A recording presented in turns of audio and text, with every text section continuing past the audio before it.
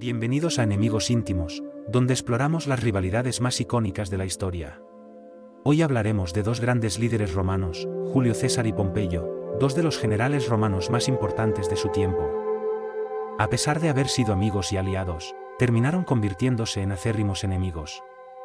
Julio César, aparte de sus habilidades políticas y militares, se caracterizaba por ser un excelente orador y escritor.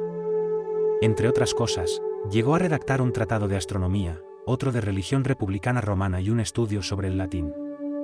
También se destacó en su obra La Guerra de las Galias y Crónicas de la Guerra Civil. Cneo Pompeyo Magno, conocido como Pompeyo el Grande, fue un político y general romano. Alcanzó por sí mismo el rango de nobleza romana, a través de su éxito como líder en diversas campañas bélicas.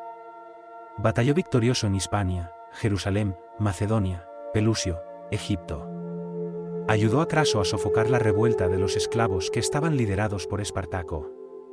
En el año 60 a.C., Julio César y Pompeyo unieron fuerzas para formar el primer triunvirato de Roma, junto con Craso. Los tres gobernaron el imperio y llevaron a cabo importantes reformas políticas y económicas. La alianza no duró mucho tiempo. El equilibrio era imposible. La relación entre Julio César y Pompeyo comenzó a deteriorarse cuando Craso perdió la batalla de Carrae frente a los partos en el año 53 a.C. Craso fue condenado a morir bebiendo una copa de oro fundido.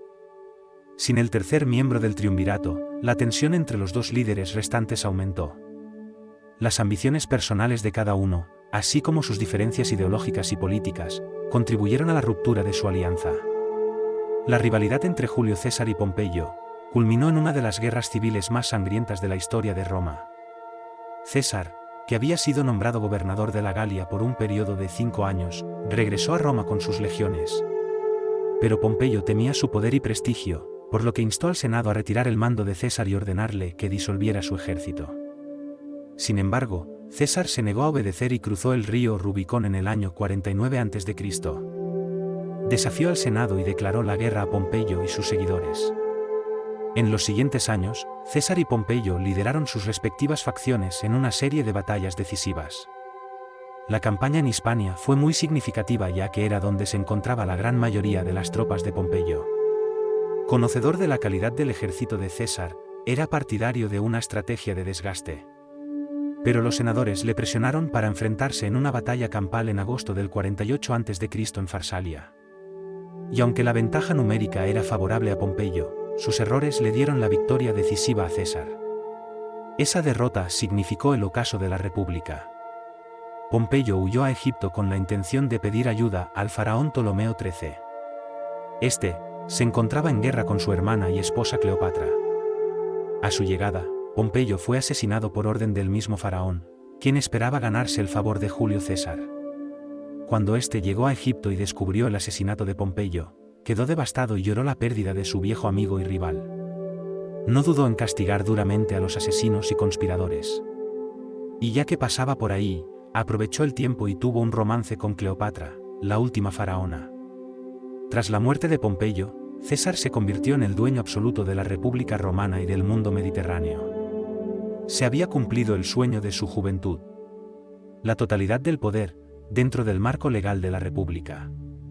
César era imperator y dictador.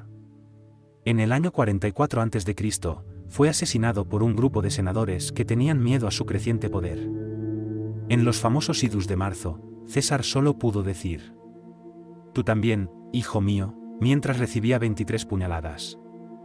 Su muerte marcó el final de la República y el comienzo del Imperio Romano.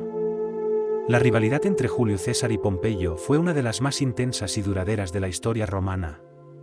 Y culminó en una guerra civil que cambió para siempre el curso de la historia y del mundo occidental.